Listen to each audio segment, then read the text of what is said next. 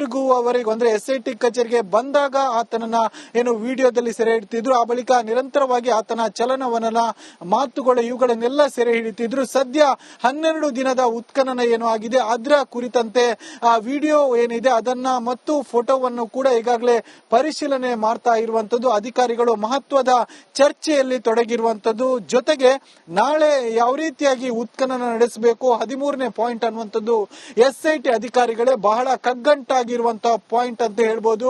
ಅದರಲ್ಲಿ ಸಾಕಷ್ಟು ಶವಗಳನ್ನು ಹೂತು ಹಾಕಿದ್ದೇನೆ ಅಂತ ಆ ಒಂದು ದೂರುದಾರ ವ್ಯಕ್ತಿ ಹೇಳಿದ್ದ. ಹೀಗಾಗಿ 13ನೇ ಪಾಯಿಂಟ್ ಅನ್ನ ಯಾವ ರೀತಿಯಾಗಿ ಅಗಿಬೇಕು ಅನ್ನುವಂತ ಕುರಿತಂತೆ ಚರ್ಚೆ ನಡೀತಾ ಇರುವಂತದ್ದು. ಜೊತೆಗೆ ಎಕ್ಸ್ಪರ್ಟ್ ಗಳ ಒಂದಷ್ಟು ಅವರಿಂದ ಒಂದಷ್ಟು ಮಾಹಿತಿಗಳನ್ನು ಕೂಡ ತೆಗೆದುಕೊಳ್ತಾ ಇರುವಂತದ್ದು. ಅವರ ಒಂದಷ್ಟು ಸೂಚನೆಗಳನ್ನು ಕೂಡ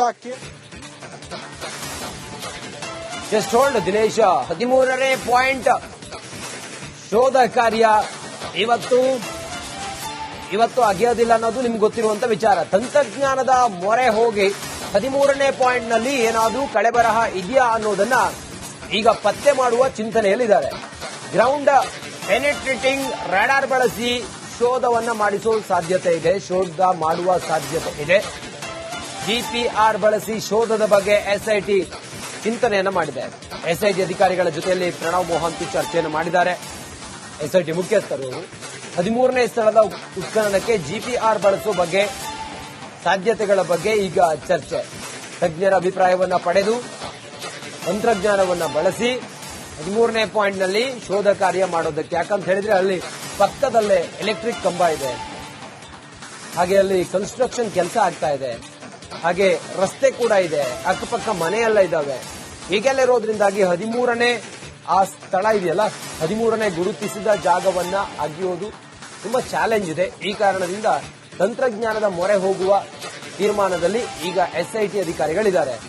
ಮತ್ತೆ ಸಂಪರ್ಕದಲ್ಲಿ ದಿನೇಶ್ ಕಾಶಿಪಟ್ನ. ದಿನೇಶ್, ಬಹುಶಃ ಹಿಂಗ್ ಮಾಡಬಹುದು ಅಂತ ಅನ್ಸುತ್ತೆ. ಯಾಕಂತ ಹೇಳಿದ್ರೆ ದಿನೇಶ್ ಅಲ್ಲಿ ಒಂದು ಟ್ರಾನ್ಸ್ಫಾರ್ಮ್ ಕಂಬ ಕೂಡ ಇದೆ, ಹಾಗೆ ಪಕ್ಕದಲ್ಲೇ ರಸ್ತೆ ಇದೆ.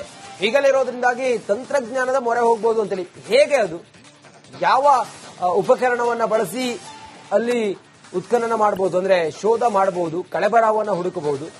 ಸದ್ಯ ಏನಿದೆ ಮಾಹಿತಿ ದಿನೇಶ್?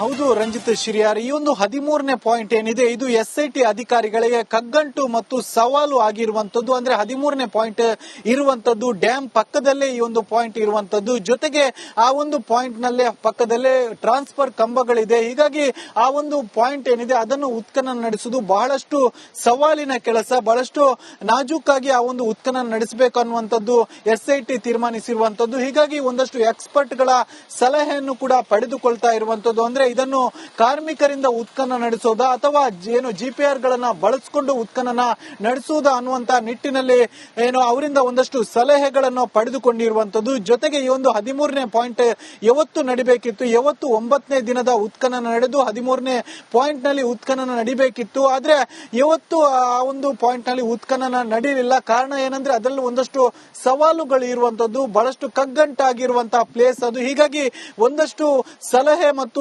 ತೀರ್ಮಾನಗಳನ್ನು ಕೈಗೊಂಡು ಆ ಒಂದು ಪಾಯಿಂಟ್ ಗಳನ್ನ ಉತ್ಖನನ ನಡೆಸಬೇಕಾದಂತ ಅಗತ್ಯ ಇದೆ. ಹೀಗಾಗಿ ಒಂದಷ್ಟು ಎಕ್ಸ್ಪರ್ಟ್ ಗಳ ಸಲಹೆಯನ್ನು ಕೂಡ ಪಡೆದಿರುವಂತದ್ದು. ಜೊತೆಗೆ ಮೊನ್ನೆ ತಾನೇ ಒಂದಷ್ಟು ಜನರು ಆಗ್ರಹ ಕೂಡ ಮಾಡಿದ್ರು, GPR ತಂತ್ರಜ್ಞಾನ ಏನಿದೆ ಅದನ್ನ ಬಳಸಿಕೊಂಡು 13ನೇ ಪಾಯಿಂಟ್ ಅನ್ನ ಉತ್ಖನನ ಮಾಡಿ ಅನ್ನುವಂಥದ್ದು ಹೇಳಿದ್ರು. ಹೀಗಾಗಿ ಆ 13ನೇ ಪಾಯಿಂಟ್ ಏನಿದೆ ಅದು GPR ತಂತ್ರಜ್ಞಾನಗಳನ್ನ ಬಳಸಿಕೊಂಡು ಉತ್ಖನನ ನಡೆಸಲಾಗುತ್ತೆ ಅನ್ನುವಂತಹ ಮಾಹಿತಿಗಳು ಕೂಡ ಲಭ್ಯ ಆಗ್ತಾ ಇರುವಂತದ್ದು. ಆದ್ರೆ 13ನೇ ಪಾಯಿಂಟ್ ನ ಉತ್ಖನನದ ಸಂದರ್ಭದಲ್ಲಿ ಇದನ್ನು ಕಾರ್ಮಿಕರಿಂದ ಮಾಡ್ತಾರಾ, ಹಿಟಾಚಿಯಿಂದ ಮಾಡ್ತಾರಾ ಅಥವಾ GPR ತಂತ್ರಜ್ಞಾನಗಳನ್ನು ಬಳಸಿಕೊಂಡು ಮಾಡ್ತಾರಾ ಅನ್ನುವಂಥದ್ದು ಕಾದ್ ನೋಡಬೇಕಾಗಿದೆ Ranjith Shiriyar. Okay, thank you Dinesh ತಮ್ಮೆಲ್ಲ ಮಾಹಿತಿಗಾಗಿ.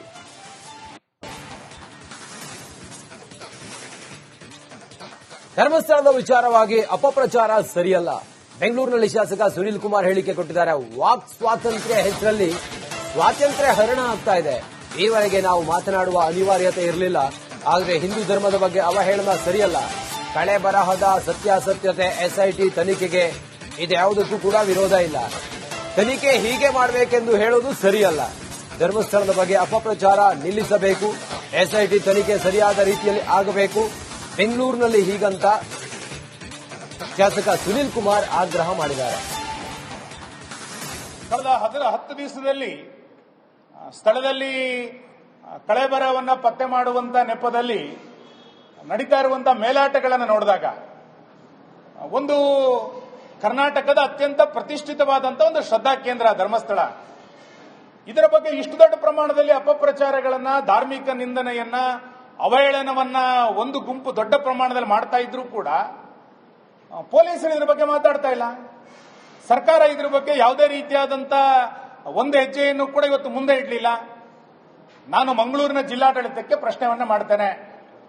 ನೀವು 1 ತಿಂಗಳ ಹಿಂದೆ ಹೋದ್ರೆ ಧಾರ್ಮಿಕ ನಿಂದನೆ ಆಯಿತು, ಧಾರ್ಮಿಕ ಅಪಪ್ರಚಾರ ಆಯಿತು, ಇನ್ನೇನೋ ಪ್ರಚೋದನೆ ಆಯಿತು ಅನ್ನುವ ಕಾರಣವನ್ನು ಮುಂದಿಟ್ಟುಕೊಂಡು ಹಿಂದೂ ಸಂಘಟನೆಯ ಕಾರ್ಯಕರ್ತರನ್ನ ಬೈಂದೂರಿನಿಂದ ಹಿಡಿದು ಸುಳ್ಯದ ತನಕ ಕೈಗೊಂಡು ಆ ಒಂದು ಪಾಯಿಂಟ್ ಗಳನ್ನ ಉತ್ಖನನ ನಡೆಸಬೇಕಾದಂತ ಅಗತ್ಯ ಇದೆ. ಹೀಗಾಗಿ ಒಂದಷ್ಟು ಎಕ್ಸ್ಪರ್ಟ್ ಗಳ ಸಲಹೆಯನ್ನು ಕೂಡ ಪಡೆದಿರುವಂತದ್ದು. ಜೊತೆಗೆ ಮೊನ್ನೆ ತಾನೇ ಒಂದಷ್ಟು ಜನರು ಆಗ್ರಹ ಕೂಡ ಮಾಡಿದ್ರು, ಜಿಪಿಆರ್ ತಂತ್ರಜ್ಞಾನ ಏನಿದೆ ಅದನ್ನ ಬಳಸಿಕೊಂಡು 13ನೇ ಪಾಯಿಂಟ್ ಅನ್ನ ಉತ್ಖನನ ಮಾಡಿ ಅನ್ನುವಂಥದ್ದು ಹೇಳಿದ್ರು. ಹೀಗಾಗಿ ಆ 13ನೇ ಪಾಯಿಂಟ್ ಏನಿದೆ ಅದು ಜಿಪಿಆರ್ ತಂತ್ರಜ್ಞಾನಗಳನ್ನ ಬಳಸಿಕೊಂಡು ಉತ್ಖನನ ನಡೆಸಲಾಗುತ್ತೆ ಅನ್ನುವಂತಹ ಮಾಹಿತಿಗಳು ಕೂಡ ಲಭ್ಯ ಆಗ್ತಾ ಇರುವಂತದ್ದು. ಆದ್ರೆ 13ನೇ ಪಾಯಿಂಟ್ ನ ಉತ್ಖನನ ಸಂದರ್ಭದಲ್ಲಿ ಇದನ್ನು ಕಾರ್ಮಿಕರಿಂದ ಮಾಡ್ತಾರಾ, ಹಿಟಾಚಿಯಿಂದ ಮಾಡ್ತಾರಾ ಅಥವಾ ಜಿಪಿಆರ್ ತಂತ್ರಜ್ಞಾನಗಳನ್ನು ಬಳಸಿಕೊಂಡು ಮಾಡ್ತಾರಾ ಅನ್ನುವಂಥದ್ದು ಕಾದ್ ನೋಡಬೇಕಾಗಿದೆ. ರಂಜಿತ್ ಶಿರಿಯಾರ್.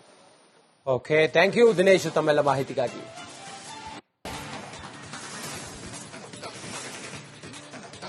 ಧರ್ಮಸ್ಥಳದ ವಿಚಾರವಾಗಿ ಅಪಪ್ರಚಾರ ಸರಿಯಲ್ಲ. ಬೆಂಗಳೂರಿನಲ್ಲಿ ಶಾಸಕ ಸುನೀಲ್ ಕುಮಾರ್ ಹೇಳಿಕೆ ಕೊಟ್ಟಿದ್ದಾರೆ. ವಾಕ್ ಸ್ವಾತಂತ್ರ್ಯ ಹೆಸರಲ್ಲಿ ಸ್ವಾತಂತ್ರ್ಯ ಹರಣ ಆಗ್ತಾ ಇದೆ. ಈವರೆಗೆ ನಾವು ಮಾತನಾಡುವ ಅನಿವಾರ್ಯತೆ ಇರಲಿಲ್ಲ. ಆದರೆ ಹಿಂದೂ ಧರ್ಮದ ಬಗ್ಗೆ ಅವಹೇಳನ ಸರಿಯಲ್ಲ. ಕಳೆ ಬರಹದ ಸತ್ಯಾಸತ್ಯತೆ ಎಸ್ಐಟಿ ತನಿಖೆಗೆ ಇದ್ಯಾವುದಕ್ಕೂ ಕೂಡ ವಿರೋಧ ಇಲ್ಲ. ತನಿಖೆ ಹೀಗೆ ಮಾಡಬೇಕೆಂದು ಹೇಳೋದು ಸರಿಯಲ್ಲ.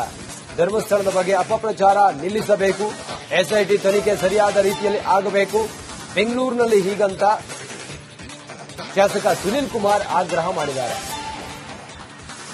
ಕಳೆದ 10 ದಿವಸದಲ್ಲಿ ಸ್ಥಳದಲ್ಲಿ ಕಳೆಬರವನ್ನ ಪತ್ತೆ ಮಾಡುವಂತ ನೆಪದಲ್ಲಿ ನಡೀತಾ ಇರುವಂತಹ ಮೇಲಾಟಗಳನ್ನು ನೋಡಿದಾಗ ಒಂದು ಕರ್ನಾಟಕದ ಅತ್ಯಂತ ಪ್ರತಿಷ್ಠಿತವಾದಂತಹ ಒಂದು ಶ್ರದ್ಧಾ ಕೇಂದ್ರ ಧರ್ಮಸ್ಥಳ, ಇದರ ಬಗ್ಗೆ ಇಷ್ಟು ದೊಡ್ಡ ಪ್ರಮಾಣದಲ್ಲಿ ಅಪಪ್ರಚಾರಗಳನ್ನ, ಧಾರ್ಮಿಕ ನಿಂದನೆಯನ್ನ, ಅವಹೇಳನವನ್ನ ಒಂದು ಗುಂಪು ದೊಡ್ಡ ಪ್ರಮಾಣದಲ್ಲಿ ಮಾಡ್ತಾ ಇದ್ರೂ ಕೂಡ ಪೊಲೀಸರು ಇದ್ರ ಬಗ್ಗೆ ಮಾತಾಡ್ತಾ ಇಲ್ಲ. ಸರ್ಕಾರ ಇದ್ರ ಬಗ್ಗೆ ಯಾವುದೇ ರೀತಿಯಾದಂತ ಒಂದು ಹೆಜ್ಜೆಯನ್ನು ಕೂಡ ಇವತ್ತು ಮುಂದೆ ಇಡಲಿಲ್ಲ. ನಾನು ಮಂಗಳೂರಿನ ಜಿಲ್ಲಾಡಳಿತಕ್ಕೆ ಪ್ರಶ್ನೆಯನ್ನ ಮಾಡ್ತೇನೆ. ನೀವು 1 ತಿಂಗಳ ಹಿಂದೆ ಹೋದ್ರೆ ಧಾರ್ಮಿಕ ನಿಂದನೆ ಆಯಿತು, ಧಾರ್ಮಿಕ ಅಪಪ್ರಚಾರ ಆಯಿತು, ಇನ್ನೇನೋ ಪ್ರಚೋದನೆ ಆಯಿತು ಅನ್ನುವ ಕಾರಣವನ್ನು ಮುಂದಿಟ್ಟುಕೊಂಡು ಹಿಂದೂ ಸಂಘಟನೆಯ ಕಾರ್ಯಕರ್ತರನ್ನ ಬೈಂದೂರಿನಿಂದ ಹಿಡಿದು ಸುಳ್ಯದ ತನಕ